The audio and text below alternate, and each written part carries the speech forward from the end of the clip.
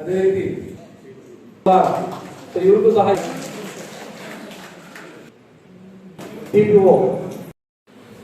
ಶಾಸಕಾಂಗ ಅಂತಕ್ಕಂಥದ್ದು ತನ್ನದೇ ರೀತಿಯಲ್ಲಿ ಜನರಿಗೆ ಬೇಕಾಗಿರ್ತಕ್ಕಂಥ ಕಾನೂನುಗಳನ್ನ ಶಾಸಕಾಂಗದಲ್ಲಿ ರಚನೆ ಮಾಡ್ತದೆ. ಆದ್ರೆ ಅವುಗಳನ್ನ ಜಾರಿಗೆ ತರ್ತಕ್ಕಂಥ ಒಂದು ಪ್ರಮುಖವಾಗಿರ್ತಕ್ಕಂಥ ಅಂಗಾದ್ರೆ ಕಾರ್ಯಾಂಗ, ಅದು ನಮ್ಮ ಸರ್ಕಾರಿ ನೌಕರರು. ಆ ನಿಟ್ಟಿನಲ್ಲಿ ಜನರಿಗೆ ಸರ್ಕಾರದ ಸವಲತ್ತುಗಳನ್ನು ನೇರವಾಗಿ ಆ ಫಲಾನುಭವಿಗಳಿಗೆ ಮುಟ್ಟಿಸ್ತಕ್ಕಂತಹ ಕೆಲಸವನ್ನು ಮಾಡಿರ್ತಕ್ಕಂಥದ್ದು ಸರ್ಕಾರಿ ನೌಕರರು.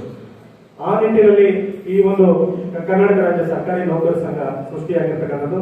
ನಮ್ಮ ಸರ್ಕಾರಿ ನೌಕರರ ಸಂಘದ ಏನು ಸದಸ್ಯರ ಸಮಸ್ಯೆಗಳೇನಾದ್ರು ಇದ್ರೆ ಅವುಗಳನ್ನು ನಾವೇ ಪರಿಹರಿಸಿಕೊಳ್ಳಿಕ್ಕೆ ನಾವು ಪಡ್ಕೊಂಡಿರ್ತಕ್ಕಂಥ ಸಂಘಟನೆ. ಇದಕ್ಕೆ ಪೂರಕವಾಗಿ ನಮ್ಮ ಎಲ್ಲ ಅಧಿಕಾರಿಗಳು, ವಿಶೇಷವಾಗಿ ನಾವು ನಮ್ಮ ರಾಜ್ಯಾಧ್ಯಕ್ಷರಾಗಿರ್ತಕ್ಕಂಥ ಶ್ರೀ CS ಷಡಾಕ್ಷರಿ ಅವರ ಈ ಸಂದರ್ಭದಲ್ಲಿ ನಾವು ನೆನೆಸ್ಕೊಳ್ಳಬೇಕಾಗ್ತದೆ. ಇವತ್ತು ಇಡೀ ರಾಜ್ಯದಲ್ಲಿ ಒಂದು ಬಲಿಷ್ಠವಾಗಿರ್ತಕ್ಕಂಥ ಎಲ್ಲ ಸರ್ಕಾರಿ ನೌಕರರನ್ನ ಪ್ರತಿನಿಧಿಸ್ತಕ್ಕಂಥ ಏಕೈಕ ಸಂಘಟನೆ ಯಾವ್ದಿದ್ರೆ ಅದು ಕರ್ನಾಟಕ ರಾಜ್ಯ ಸರ್ಕಾರಿ ನೌಕರರ. ಹಾಗಾಗಿ ಆ ಒಂದು ಸಂಘ ನಾವೊಬ್ಬರು ಸರ್ಕಾರಿ ನೌಕರ ಆಗತಕ್ಕಂಥದ್ದೇ ಒಂದು ಅದೃಷ್ಟ. ಅದರಲ್ಲೂ ಕೂಡ ಒಬ್ಬ ಈ ಒಂದು ಸಂಘಟನೆಯ ಪದಾಧಿಕಾರಿಯಾಗಿರ್ತಕ್ಕಂಥದ್ದು ಅದು ಎಲ್ಲರೂ ಕೂಡ ಆ ಒಂದು ಅವಕಾಶ ಸಿಗೋದಿಲ್ಲ. ಹಾಗಾಗಿ ನಾವೆಲ್ಲರೂ ಕೂಡ ಅದೃಷ್ಟವಂತರು ಅಂತ ಭಾವಿಸ್ತೇವೆ. ಇದು ಸೇವೆ ಮಾಡಲಿಕ್ಕೆ ನಮಗೆ ಸಿಗಿರ್ತಕ್ಕಂಥ ಒಂದು ಅವಕಾಶ. ಜೊತೆಗೆ ನಮ್ಮ ಪೊಲೀಸ್ ವರಿಷ್ಠಾಧಿಕಾರಿಗಳು ನಮ್ಮ ಯಾವುದೇ ಕಾರ್ಯಕ್ರಮ ಆದ್ರೂ ಕೂಡ ನಮ್ಮ ಸರ್ಕಾರಿ ನೌಕರ ಸಂಘದ ಕಾರ್ಯಕ್ರಮ ಅಂದ್ರೆ ಪ್ರತಿದಿನ ನಾನು ಕೇಳ್ತಾರೆ. ಬಹುಶಃ ಹೆಚ್ಚಿನಾಗಿ ಯಾವುದೇ ಸಭೆಗಳಿಗೆ ಸಮಾರಂಭಗಳಿಗೆ ಕಡಿಮೆ ಹೋಗೋದು ನಮ್ಮ ಸಾಹೇಬರು. ಆದ್ರೆ ಸರ್ಕಾರಿ ನೌಕರರು ಬಹಳ ಪ್ರೀತಿ ಮತ್ತೆ ಅವರಂದ್ರೆ ಬಹಳ ಅಭಿಮಾನ. ಹಾಗಾಗಿ ನಮ್ಮ ನೌಕರ ಸಂಘದ ಯಾವುದೇ ಕಾರ್ಯಕ್ರಮ ಇದ್ರು ಸದಾ ಬರ್ತಾರೆ. ಮತ್ತೆ ಅವರ ಇಲಾಖೆಯ ಪೊಲೀಸ್ ಇಲಾಖೆ ಯಾವುದೇ ಕಾರ್ಯಕ್ರಮ ಇದ್ರು ನಮ್ಮನ್ನು ಕೂಡ ಆಹ್ವಾನ ನೀಡ್ತಾರೆ. ಇದು ನಮ್ಮ KGF ತಾಲೂಕಿನಲ್ಲಿ ಒಂದು ಪೊಲೀಸ್ ಜಿಲ್ಲಾ ವರಿಷ್ಠಾಧಿಕಾರಿಗಳು ನಮ್ಮೊಂದಿಗೆ ಒಂದು ಈ ರೀತಿಯಾಗಿರ್ತಕ್ಕಂಥ ಸಂಬಂಧ ಇಟ್ಕೊಂಡಿರ್ತಕ್ಕಂಥದ್ದು ಬಹಳ ಅತಿ ವಿರಳ. ಇಂಥ ಅಧಿಕಾರಿಗಳು ನಮ್ಮ ಸಹಕಾರ ನೀಡ್ತಾ ಇರೋದಕ್ಕೆ ಈ ಸಂಘ ಮತ್ತಷ್ಟು ಬಲಿಷ್ಠ ಆಗಲಿಕ್ಕೆ ಸಾಧ್ಯ ಅಂತ ಸಂದರ್ಭದಲ್ಲಿ ಕೇಳ್ತಾರೆ, ಬಯಸ್ತಾರೆ. ಮತ್ತೆ ನಮ್ಮ ತಹಸೀಲ್ದಾರ್ ನಾಗೋಣಿ ಮೇಡಮ್ ಅವರು ಅಷ್ಟೇ ನಮ್ಮ ಎಲ್ಲ ರಾಷ್ಟ್ರೀಯ ಹಬ್ಬಗಳು ಮತ್ತೆ ತಾಲೂಕಿನಲ್ಲಿ ಎಲ್ಲಿ ಯಾವುದೇ ಸಮಸ್ಯೆ ಇದ್ರು ನಮ್ಮ ಜೊತೆಗೆ ಚರ್ಚೆ ಮಾಡಿ ಅವುಗಳನ್ನ ಬಹಳ ಸುಸೂತ್ರವಾಗಿ ಬಹಳ ಬಗೆಹರಿಸ್ತಕ್ಕಂಥ ಬಹಳ ನಿಷ್ಠಾವಂತ ಮತ್ತೆ ಪ್ರಾಮಾಣಿಕ ತಹಸೀಲ್ದಾರ್ ಮೇಡಮ್ ಅವರು. ಸೊ ಅವರು ಕೂಡ ನಮಗೆ ಬಹಳ ಸಹಕಾರ ಕೊಡ್ತಾ ಬಂದ್ರೆ ನಮ್ಮ ಸಂಘಟನೆಗೆ ಅವರು ಕೂಡ ಬಹಳ ಪೂರಕವಾಗಿ ಕೆಲಸ ಮಾಡ್ತಾ ಇದ್ದಾರೆ. ಮತ್ತೆ ನಮ್ಮ ನಗರಸಭೆ ಅಧ್ಯಕ್ಷರು ನಮ್ಮ ಶಿಕ್ಷಕರ ದಿನಾಚರಣೆ ಬಂದ್ರೆ ಸಾಕು ನಮ್ಮ ಎಲ್ಲಾ ಶಿಕ್ಷಕರಿಗೂ ಕೂಡ ಸನ್ಮಾನ ಮಾಡ್ತಕ್ಕಂಥದ್ದು ಅವರೇ ಒಪ್ಕೊಂಡ್ಬಿಡ್ತಾರೆ. ಮೊದಲೇ ನಮ್ಮ ಎಲ್ಲಾ ಶಿಕ್ಷಕರಿಗೂ ಸನ್ಮಾನ ಮಾಡ್ತಕ್ಕಂಥದ್ದು ನಮ್ಗೇನೆ ನಮ್ಮ ಇಲಾಖೆಗಳಿಗೆ ಅಥವಾ ನಮ್ಮ ಇಲಾಖೆಯ ನಮ್ಮ ಶಾಲೆಗಳಾಗಿರ್ಬೋದು ಬೇರೆ ಬೇರೆ ರೀತಿಯಾಗಿರ್ತಕ್ಕಂಥದ್ದು. ಮೊನ್ನೆ ಕೂಡ ಒಂದು 248 ಮಕ್ಕಳಿಗೆ ಸರ್ಕಾರಿ ಶಾಲೆಯ ಮಕ್ಕಳಿಗೆ ಪ್ಯಾಡ್ ಅನ್ನ ಇದು ಟ್ಯಾಬ್ ಅನ್ನ ಕೊಟ್ಟರು. ಸೊ ಹಾಗಾಗಿ ಎಲ್ಲಾ ರೀತಿಯಲ್ಲೂ ಕೂಡ ನಗರಸಭೆ ಅಧ್ಯಕ್ಷರು ಕೂಡ ನಮಗೆ ಸಹಕಾರವಾಗಿ ನಿಂತಿದ್ದಾರೆ. ಮತ್ತೆ ಧರ್ಮೇಂದ್ರ ಸರ್ ಅವರು ಕೂಡ ನಮ್ಮ ಸರ್ಕಾರಿ ನೌಕರರ ವಿಶೇಷ. ಹಾಗಾಗಿ ನಾನು ಎಲ್ಲ ನಮ್ಮ ವೃಂದ ಸಂಘಗಳ ಅಧ್ಯಕ್ಷರನ್ನ ಮತ್ತೆ ಪದಾಧಿಕಾರಿಗಳ ಈ ಸಂದರ್ಭದಲ್ಲಿ ನೆನೆಯುತ್ತಾ ಮತ್ತೆ ವಿಶೇಷವಾಗಿ ಮಹಾವೀರ್ ಜೈನ್ ಕಾಲೇಜ್ ನಮ್ಗೆ ಯಾವುದೇ ಕಾರ್ಯಕ್ರಮ ಆಗ್ಬೇಕು ಅಂದ್ರೆ ಸರ್ ಬನ್ನಿ ಸರ್ ಏನ್ ಬೇಕೋ ಮಾಡೋಣ ಅಂತೇಳಿ ನಮ್ಮ ಪಾಂಡ್ಯನ್ ಸರ್ ನಮಗೆ ಅವರೇ ಕರ್ನಾಟಕ ರಾಜ್ಯ ಸರ್ಕಾರಿ ನೌಕರರ ಸಂಘಕ್ಕೆ ನೂತನವಾಗಿ ಆಯ್ಕೆಯಾದ ಪದಾಧಿಕಾರಿಗಳಿಗೆ ಅಭಿನಂದನಾ ಸಮಾರಂಭ ಮತ್ತು ಅಂತಾರಾಷ್ಟ್ರೀಯ ಮಹಿಳಾ ದಿನಾಚರಣೆಯ ಆಚರಣೆಯ ಒಂದು ಹಿನ್ನೆಲೆಯಲ್ಲಿ ಆಯೋಜಿಸಿರ್ತಕ್ಕಂಥ ಈ ಒಂದು ಕಾರ್ಯಕ್ರಮದಲ್ಲಿ ವೇದಿಕೆ ಮೇಲಿರ್ತಕ್ಕಂಥ ತಹಶೀಲ್ದಾರ್ ಮೇಡಮ್ ಅವರೇ ಹಾಗೂ ಎಲ್ಲ ES ಅವರೇ ನಮಗೆ ಯಾವುದೇ ಒಂದು ಸಾರ್ವಜನಿಕ ಮಾತಾಡಲಿಕ್ಕೆ ಅವಕಾಶ ಇದ್ದರೆ ನಾನು ನಾಲ್ಕೇ ಕಾರ್ಯಕ್ರಮ ಹೇಳೋದು. ಕ್ರೈಮ್ ಪ್ರಿವೆನ್ಷನ್ ಬಗ್ಗೆ ನಾನು ಹೇಳೋಕ್ಕೆ ಇಷ್ಟಪಡ್ತೀನಿ, ಸೈಬರ್ ಕ್ರೈಮ್ ಬಗ್ಗೆ ಹೇಳೋಕ್ಕೆ ಇಷ್ಟಪಡ್ತೀನಿ, ಟ್ರಾಫಿಕ್ ರೆಗ್ಯುಲೇಷನ್ ಬಗ್ಗೆ ಹೇಳೋಕ್ಕೆ ಇಷ್ಟಪಡ್ತೀನಿ, ಡ್ರಗ್ಸ್ ಬಗ್ಗೆ ಹೇಳೋಕ್ಕೆ ಇಷ್ಟಪಡ್ತೀನಿ. ಬಟ್ ನೀವೆಲ್ಲರೂ ಸಹಿತ ತಿಳಿದ ಸಮೀಪರಾಗಿರೋದ್ರಿಂದ ನಾನು ಅದ್ರ ಬಗ್ಗೆ ಅಂತ ಹೇಳಕ್ ಹೋಗಲ್ಲ. ಎರಡೇ ಎಕ್ಸಾಂಪಲ್ ಹೇಳ್ತೀನಿ. ಒಬ್ಬರು ಡಾಕ್ಟರ್ ಇರ್ತಾರೆ, ಸಡನ್ ಆಗಿ ಅವರು ಹೊರಗಡೆ ಬಂದಾಗ ಅವರಿಗೆ ಫೋನ್ ಬರುತ್ತೆ, ನಿಮ್ಮ ಮಗ ಈ ಆಕ್ಸಿಡೆಂಟಲ್ಲಿ ಸೀರಿಯಸ್ ಆಗಿದ್ದಾನೆ, ನಾವು ಅವರನ್ನ ಆಸ್ಪತ್ರೆಗೆ ದಾಖಲು ಮಾಡಿದ್ವಿ. ಅವ್ರು ತಕ್ಷಣ ಮಗನಿಗೆ ಫೋನ್ ಮಾಡ್ತಾರೆ, ಮಗನ ಫೋನ್ ಸ್ವಿಚ್ ಆಫ್ ಬರುತ್ತೆ. ಇಲ್ಲ ನಾವೀಗ ಅರ್ಜೆಂಟಾಗಿ ಆಪರೇಷನ್ ಮಾಡಬೇಕು, 5 ಲಕ್ಷ ರೂಪಾಯಿ ಟ್ರಾನ್ಸ್ಫರ್ ಮಾಡಿ ಡಾಕ್ಟ್ರೆ ಟ್ರಾನ್ಸ್ಫರ್ ಮಾಡ್ತಾರೆ.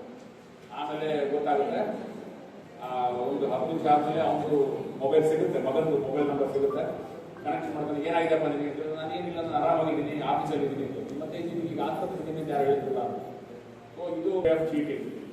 ಈಗ ಭಾಳಷ್ಟು ದಿನ ನಾವು ಇಲ್ಲಿ ನೋಡ್ತಾ ಇದ್ದೀವಿ, ಜಾಬ್ ಆಫರ್ಸ್ ಅಂತ ಭಾಳ ಮಾಡ್ತಾ ಇದ್ದಾರೆ. ಭಾಳಷ್ಟು ವಾಟ್ಸಪ್ ಗ್ರೂಪ್ಗಳಲ್ಲಿ ನಾನು ಇದ್ದಾಗ ಕೆಲವೆಲ್ಲ ಹೇಳಿದ್ದೀನಿ.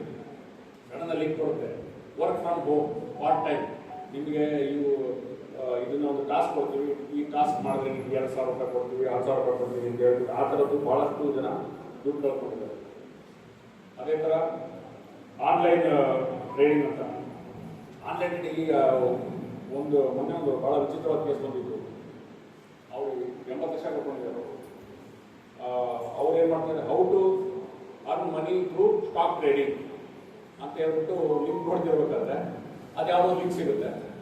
ಅದನ್ನು ಓಪನ್ ಮಾಡಿದ ತಕ್ಷಣ ಅವರಿಗೆ ಒಂದು ವಾಟ್ಸಪ್ಪಿಗೆ ನಂಬರ್ ಒಂದು ಲಿಂಕ್ ಬರುತ್ತೆ. ಇದನ್ನು ಕ್ಲಿಕ್ ಮಾಡಿದ ತಕ್ಷಣ ಆಯಿತು, ನಿಮಗೆ ನಾವು ಟ್ರೈನಿಂಗ್ ಕೊಡ್ತೀವಿ ಬರ್ತಾರೆ, ಅಥವಾ ಭಾಳ ಒಂದು ಅಲೋನ್ ಆಗಿರ್ತಾರೆ, ಯಾರ ಜೊತೆ ಹೆಚ್ಚಾಗಿ ಬೆರಿತಿರಲ್ಲ ಅಂಥವ್ರ ಬಗ್ಗೆ ಏನಾದರೂ ತಮಗೆ ಗಮನಕ್ಕೆ ಬಂದರೆ ಅವರನ್ನ ಟೀಚರ್ ಹಂತದಲ್ಲಿ ಪೊಲೀಸರು ಬಂದ್ಕೊಂಡು ಅದು ಮಾಡೋಕ್ಕಿಂತ ಟೀಚರ್ ಹಂತದಲ್ಲಿ ಅದನ್ನು ಯಾರು ನೋಡ್ತಿರಲ್ಲ, ಶಿಕ್ಷಕರು ಅದನ್ನು ನೋಡಿದಾಗ ಅವರಿಗೆ ಅದರಿಂದ ಪರಸ್ಪರಕ್ಕೆ ಅನುಕೂಲ ಆಗ್ತದೆ.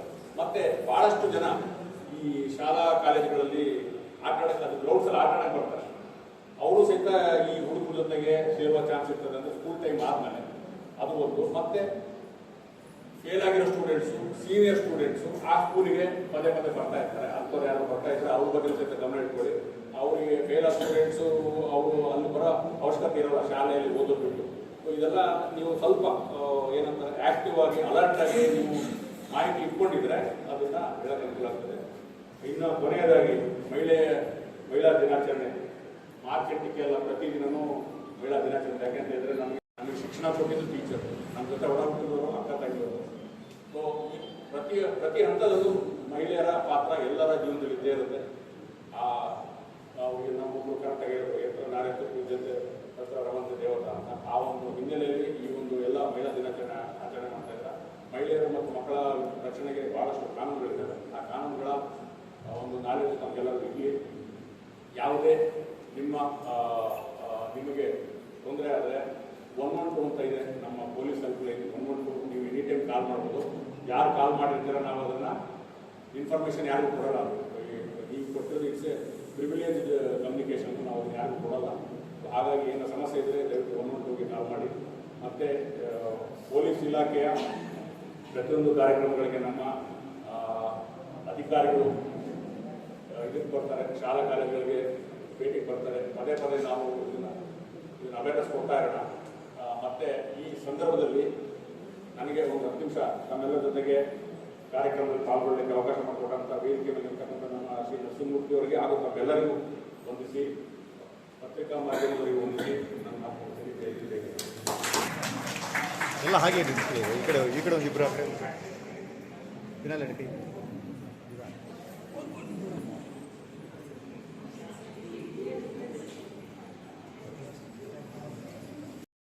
ಮಹಿಳಾ ದಿನಾಚರಣೆಯನ್ನು ಆಚರಣೆ ಮಾಡಿದ್ರು. ಬಹುಶಃ ಎಲ್ಲ ಟೀಚರ್ಸ್ ಮತ್ತೆ ಎಲ್ಲ ಎಂಪ್ಲಾಯೀಸ್, ಎಲ್ಲ ಶಿಕ್ಷಕರು, ಎಲ್ಲ ಎಜುಕೇಟೆಡ್ ಪೀಪಲ್ ಎಲ್ಲರೂ ಗೊತ್ತೇ ಇರುತ್ತೆ. ಇದು ಕೇವಲ ನಮ್ಮ ದೇಶದಲ್ಲಿ ಅಷ್ಟೇ ಅಲ್ಲ, ಜಾಗತಿಕ ಮಟ್ಟದಲ್ಲಿ ಹಲವಾರು ದೇಶಗಳಲ್ಲಿರುವಂತಹ ಜೆಂಡರ್ ಡಿಸ್ಕ್ರಿಮಿನೇಷನ್ ಏನು ಈ ಲಿಂಗ ತಾರತಮ್ಯಕ್ಕೆ ಒಳಗಾಗಿರುವಂತಹ ಹಲವಾರು ದೇಶಗಳಲ್ಲಿ ಧ್ವನಿ ಎತ್ತಿದ್ರು. ಮೊದಲಿಂದ ಶತಮಾನದಿಂದ ಧ್ವನಿ ಎತ್ತಿ ಬರ್ತಾನೆ ಇದೆ. ಅದರಲ್ಲಿ ಮಹಿಳಾ ವಕೀಲೆ, ವಿಮೆನ್ ಅಡ್ವೊಕೇಟ್ ಕ್ಲಾರಾ ಜೆನ್ಕಿನ್ಸ್ ಅವರು ಮೊದಲನೇ ಬಾರಿಗೆ ವಾಯ್ಸ್ ಮಾಡಿ, ಇಲ್ಲ ಮಹಿಳೆಯರಾಗಿ ಒಂದು ದಿನವನ್ನ ಗುರುತಿಸಬೇಕು ಅಂತ ಮಾರ್ಚ್ 8 ಅಂತಾರಾಷ್ಟ್ರೀಯ ಮಹಿಳಾ ದಿನಾಚರಣೆಯನ್ನು ಆಚರಣೆ ಮಾಡ್ತಾರೆ. ಎಲ್ರಿಗೂ ಗೊತ್ತಿರೋ ವಿಚಾರ, ಒಂದು ಕುಟುಂಬ ಪರಿಪೂರ್ಣ ಅಂತ ಇರ್ಬೇಕಾದ್ರೆ ಇಬ್ರು ಇರಬೇಕು. ಇಲ್ಲಿ ಯಾರು ಮೇಲೂ ಯಾರು ಕೀಳಲ್ಲ, ನಾವೆಲ್ಲರೂ ಸರಿ ಸಮಾನರು. ನಮ್ಮ ಸಂವಿಧಾನದ ಗುರಿನೂ ಅದೇ ಆಗಿತ್ತು. ನೋಡಿ, ಇಲ್ಲಿ ಶಿಕ್ಷಣ, ಸಂಘಟನೆ, ಹೋರಾಟ, ಡಾಕ್ಟರ್ ಬಾಬಾ ಸಾಹೇಬ್ ಅಂಬೇಡ್ಕರ್ ಅವರ 3 ಸೂತ್ರಗಳು. ಅದರಲ್ಲಿ ಶಿಕ್ಷಣನೂ ಇದೆ, ಸಂಘಟನೆಯೂ ಇದೆ. ಅದಕ್ಕೆ ತಕ್ಕ ಹಾಗೆ ನಮ್ಮ 12 ಹೋರಾಟ ಮಾಡಿ ಅಂತ ಈ ತರ ಒಂದು ದಿನವನ್ನು ನಾವು ಆಚರಣೆ ಮಾಡ್ತಾ ಇದ್ದೀವಿ ಅಂತ.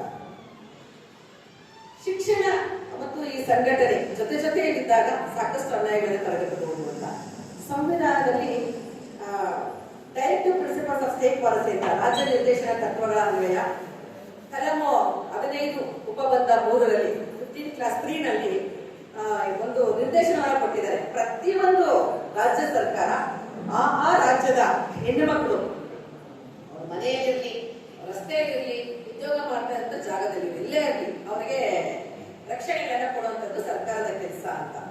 ಈಗ ಅದೇ ಪಾಪ ಸರ್ ಹೇಳ್ತಾ ಇದ್ರು, ನಿಮ್ಗೆ ಅನ್ಯಾಯಕ್ಕೆ ಒಳಗಾದ ಮೇಲೆ ಬಂದು ಒಂದು ಫೋನ್ ಕರೆ ಬರ್ಬೋದು, ಮತ್ತೊಂದು ಅದು ಸಪೋಸ್ ಯಾಕೆ ಅಂತಂದ್ರೆ ಎಲ್ರಿಗೂ ಗೊತ್ತೇ ಇದೆ half of the population represented by the women ಅಂತ. ನಾವು ಏನು ನಮ್ಮ ದೇಶದ ಜನಸಂಖ್ಯೆ 135 ಕೋಟಿ ಇದ್ರೆ ಅದ್ರಲ್ಲಿ more or less half of the population women. ಒಂದೆಲ್ಲ ಒಂದು ರೀತಿಯಲ್ಲಿ ನಾವು ಬಲಿಯಾಗ್ತಾ ಇರ್ತೀವಿ.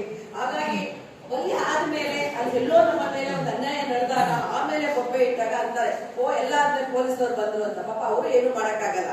ಪ್ರತಿ ಹೆಣ್ಣಿಂದ ಒಬ್ಬ ಪೊಲೀಸ್ ಇದ್ದಾರೆ ಎಲ್ರಿಗೂ ಗೊತ್ತೇ ಇದೆ. ಇಲ್ಲಿ ಬಹುತೇಕ ಎಲ್ಲ ಇಲಾಖೆಗಳಿಂದ ಇದ್ದೀರಾ, ಒಂದು ಶಿಕ್ಷಕರಿದ್ದೀರಾ, PDOs ಇರ್ಬೋದು, ಆರೋಗ್ಯ ಇಲಾಖೆ ಇರ್ಬೋದು, ರೆವಿನ್ಯೂ ಇಲಾಖೆ, ಈ ತರ ನನಗೆ ಸಾಕಷ್ಟು ಇಲಾಖೆಗಳಿಂದ ಇದ್ದಿದ್ದನ್ನ ನಾನು ಇಲ್ಲಿ ಕೇಳಿಸ್ಕೊಳ್ತಾ ಇದ್ದೀನಿ. ಪ್ರಾಬ್ಲಮ್ಸ್ ಆದ್ರೆ ಒಂದು ರೆವಿನ್ಯೂ ಇರುವಂತ ಒಂದು ವಿಲೇಜ್ ಅಕೌಂಟೆಂಟ್ಸ್ ಆಗಿರ್ಬೋದು ಅಥವಾ ಯಾವುದೇ ಒಂದು ಮೇಲ್ದಂತ ಅವರವ್ರ ಈಗ ಮೇಡಮ್ ಅವರು ಬಹಳ ವರ್ಷದಿಂದ ನೋಡ್ತಾರೆ ನಾಲ್ಕು ಮೇಡಮ್ ಅವರು ಸಹ.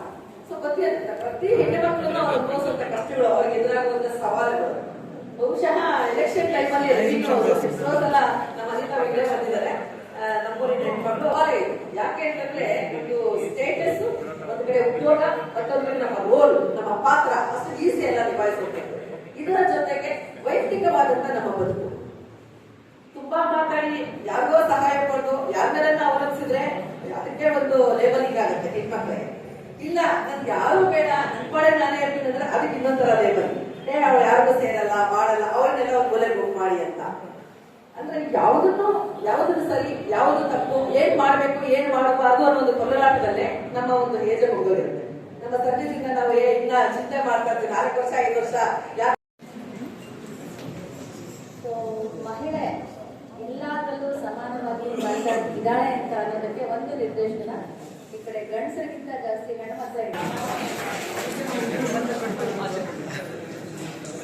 ತುಂಬಾ ಖುಷಿ ಆಗುತ್ತೆ KGF ಅಲ್ಲಿ ನೋಡಿದಾಗ. ಖಂಡಿತ ಮಹಿಳೆಯರು ಗಂಡಸರಿಗಿಂತ ಖಂಡಿತವಾಗಿ ನಾನು ನೋಡಿದ್ದೀನಿ, ಹೇಳ್ತಾ ಇದ್ದೀನಿ.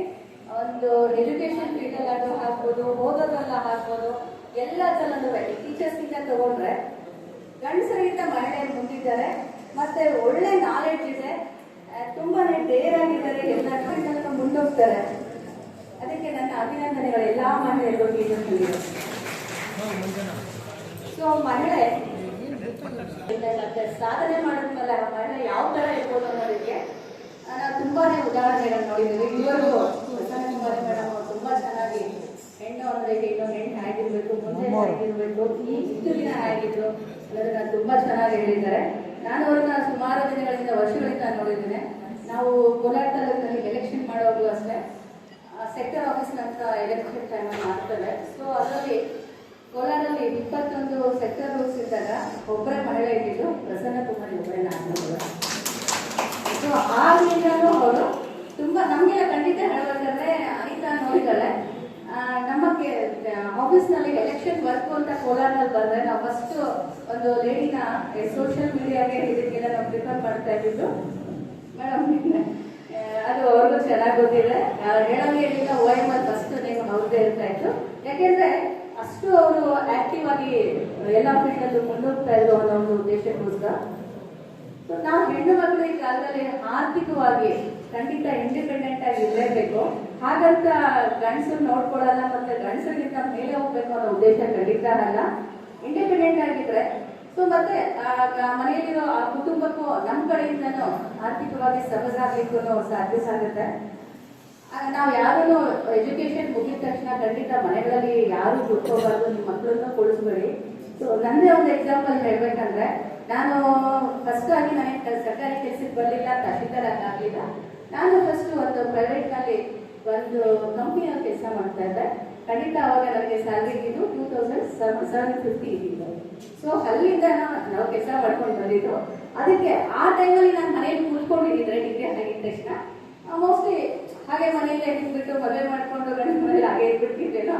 ಬಟ್ ಆವಾಗ ನನಗೆ ಡಿಗ್ರಿ ಆಗಿದ ತಕ್ಷಣ ನಾನು ಕೆಲಸಕ್ಕೆ ಸೇರ್ಕೊಂಡಿದ್ದಕ್ಕೆ ಮುಂದೆ ನಾನು ಆರ್ಥಿಕವಾಗಿ ಇಂಡಿಪೆಂಡೆಂಟ್ ಆಗಿ ಕೆಲಸ ಮಾಡಬೇಕು ಅನ್ನೋ ಉದ್ದೇಶ ಬಂದಿದ್ದು, ಒಂದು ಸ್ಫೂರ್ತಿ ಬಂದಿದ್ದು ಖಂಡಿತ ಅವಾಗಲೇನ ಆ ಇದರಿಂದಲೇ ನಾನು ಇಂದಿನ ಒಂದು ಉನ್ನತ ಹುದ್ದೆನೇ ಅಂತಲೇ ನಾವು ಹೇಳ್ತೇವೆ.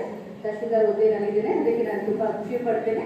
ಅದನ್ನ ನಮ್ಮ ತಂದೆಯವ್ರಿಗೂ ಮತ್ತು ತಾಯಿಸು ಹೇಳ್ತೇನೆ. ಸೊ ಎಲ್ಲ ಹೆಣ್ಮಕ್ಳು ಅಷ್ಟೇ, ನಿಮ್ಮ ಮಕ್ಕಳನ್ನು ಚೆನ್ನಾಗಿ ಓದಿಸಿ ನೀವು ಇನ್ನು ಉನ್ನತ ಹುದ್ದೆಗಳಿಗೆ ಹೋಗಿ. ಹೆಣ್ಣು ಮಕ್ಕಳಿಗೆ ಎಲ್ಲ ಫೀಲ್ಡಲ್ಲಿ ಇದ್ದಾರೆ ಮೇಡಮ್, ಆಗ್ಲೇ ಹೇಳಿದಂಗೆ ಯಾವ ಫೀಲ್ಡಲ್ಲಿ ಇಲ್ಲ ಹೇಳಿ. ಬದಲಾದ್ರೆ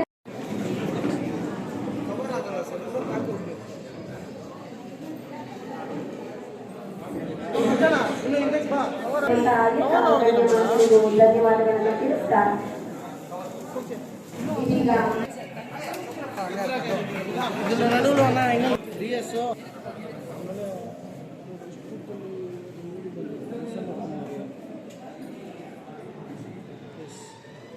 ನಡೀತಾ ಇದೆ ಇನ್ನು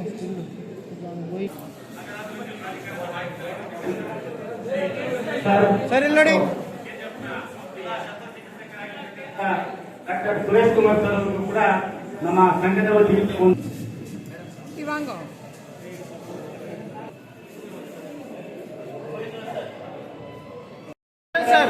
ಗೌರವ್ ಸರ್ ಮತ್ತು ಶ್ರೀನಿವಾಸ್ ಇವರು 3 ಜನ ಸಕ್ರಿಯವಾಗಿ ಸಮರ್ಪಕವಾಗಿ ತೋರಿಸಿಕೊಟ್ಟು ಒಂದು ಉತ್ತಮ ರೀತಿಯಲ್ಲಿ ಚುನಾವಣೆ ಆಗೋದಕ್ಕೆ ಕಾರಣಕರ್ತರಾಗಿರ್ತಾರೆ. ಇವರಿಗೆ ನಮ್ಮ ಸಂಘದ ಪರವಾಗಿ ಆತ್ಮೀಯವಾಗಿರ್ತಕ್ಕಂಥ ಹೃದಯಪೂರ್ವಕ ಧನ್ಯವಾದಗಳನ್ನು ಸಲ್ಲಿಸ್ತಾ ಇರ್ತೇವೆ. ಸ್ವಲ್ಪ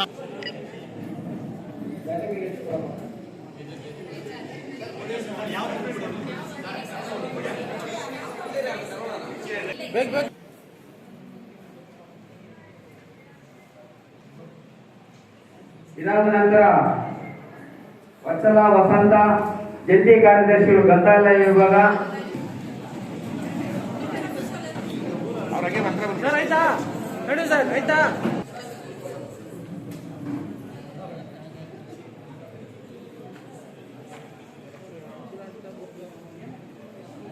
ಧನ್ಯವಾದಗಳು ಸರ್. ಸ್ವೀಕರಿಸಿದಂತ ಎಲ್ಲ ಪದಾಧಿಕಾರಿಗಳಿಗೆ, ನಿರ್ದೇಶಕರಿಗೆ, ನೌಕರರ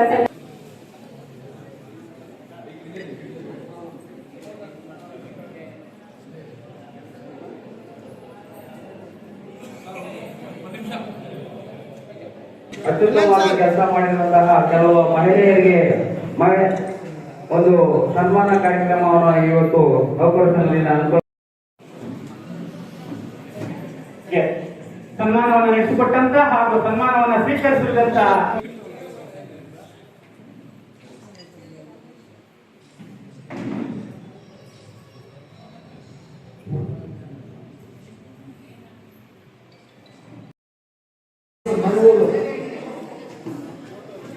ಆಸಿಫಾ ಬೇಗಂ, JPS ಇಲಾಖೆ